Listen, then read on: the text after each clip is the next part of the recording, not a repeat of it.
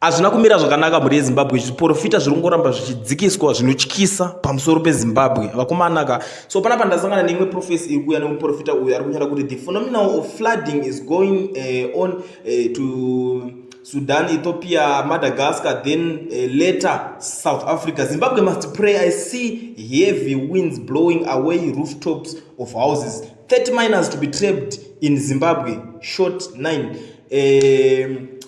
South African musician resting shortly fired to guard buildings in Harare city center. Ndicho chiprofita chauya nemuprofita uyu nhasi.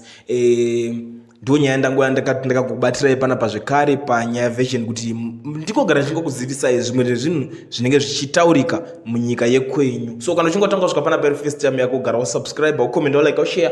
Toramba tichidzoka nema-updates nezvimwe zvese zvinenge zvichingotaurika kuitira kuti usajambwe pane zvinhu zvese zvinenge zvida kuitika munyika yekwako, katipoti country kenyika.